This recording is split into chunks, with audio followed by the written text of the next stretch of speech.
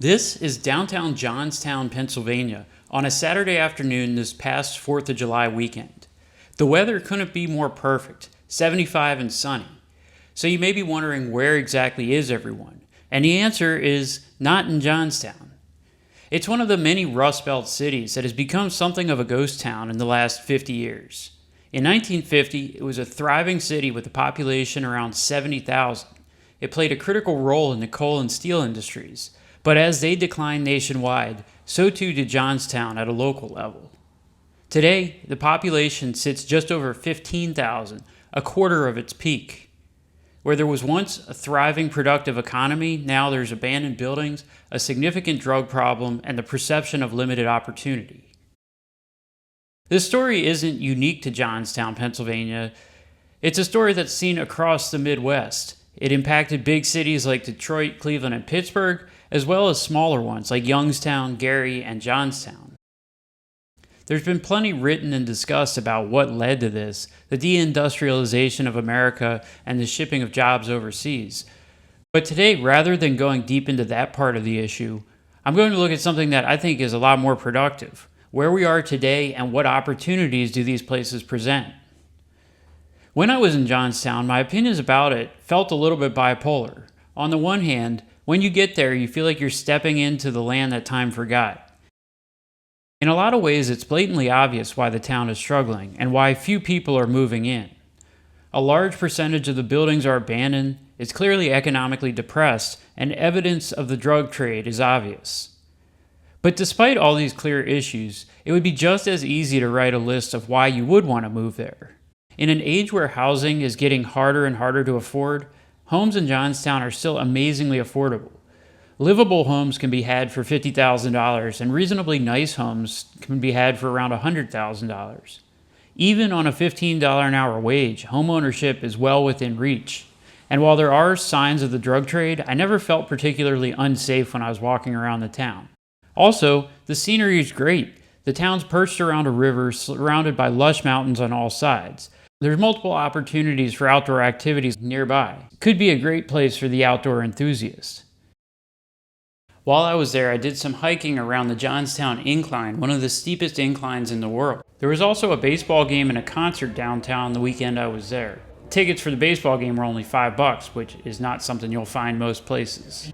And since it was built for 4 times the current population, typical city-related issues like parking, traffic, those types of things are virtually non-existent.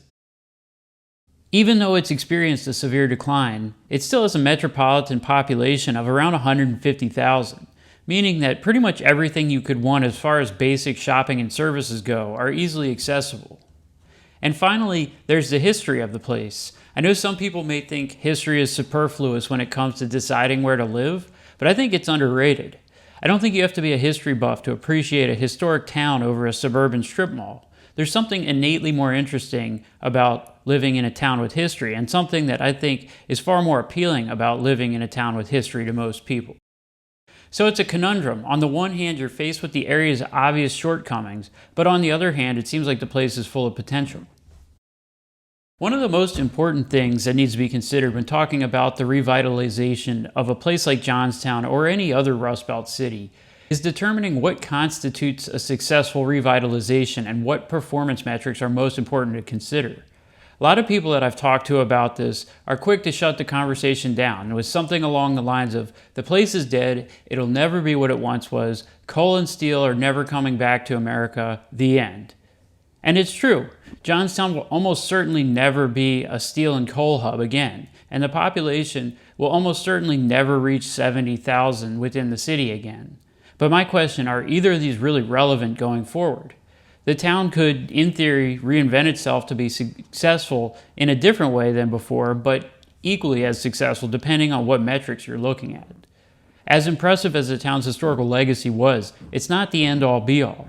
If a place like Johnstown could be revitalized into a safe, clean, affordable, growing town with low barriers to start a small business, would that be a success?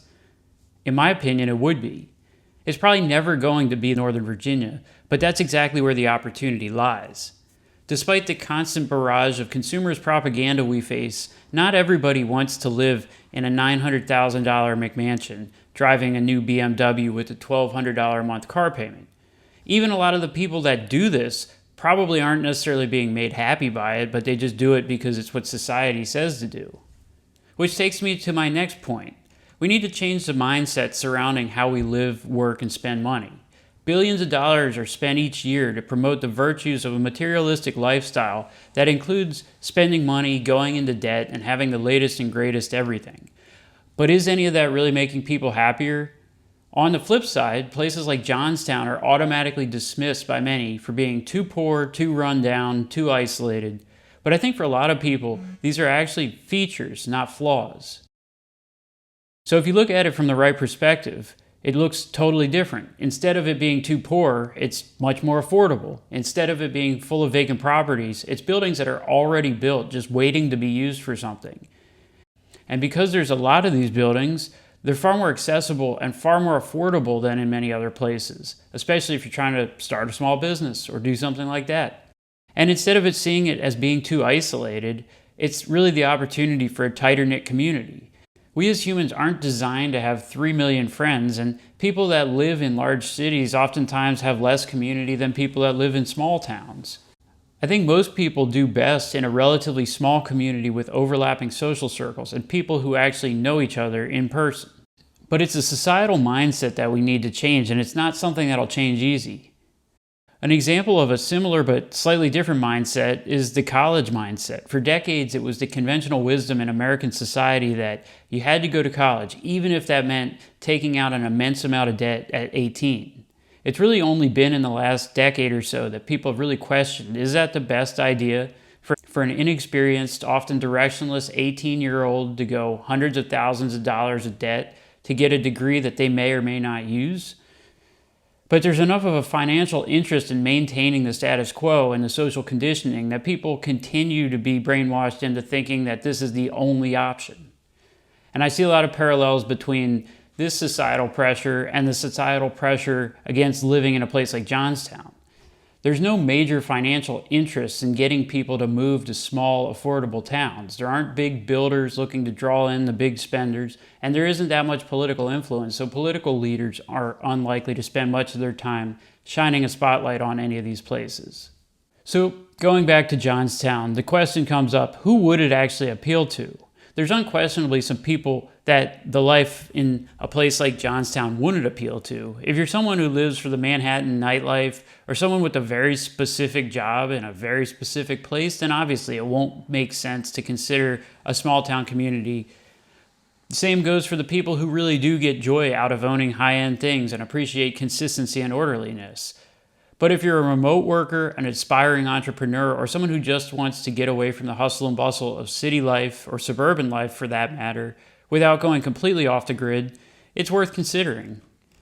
By moving to a small town, you have the opportunity to truly affect the people in your community and get to know your neighbors on a personal level, something that's extremely difficult to do in a city with 3 million people. You have the ability to actually join a community, do your part to make it a little bit better, and see the results of your hard work. Progress is something that a lot of times is more important than the end result anyways when it comes to how people feel about themselves. So the chance to take on something that has its fair share of issues and actually help to make it better, that also is a potential benefit of living in a place like Johnstown. So I'm not suggesting that everybody just drop everything and move to Johnstown or whatever small, economically depressed town may be near you. But I am suggesting that every once in a while we stop and question the messaging that we're constantly being barraged with and ask ourselves, are we doing what's actually best for us, or are we just coerced into going along with what corporate interests want us to do? Which usually has a lot more to do with money than well-being. So if you're ever wandering around central Pennsylvania with nothing to do and a little bit of time on your hands, stop by Johnstown. Even if you don't move there, it's an interesting place and worth a visit. And as always, thanks for watching. New video coming out next week about Cincinnati. So let me know where I should go next. Also, if you haven't subscribed yet, please do that. Right now I'm sitting at 2.1% of people who watch this video have subscribed. So if I could bump that up to say 4 or 5%, that would do huge things for this channel, and it would really help me put out more of these videos.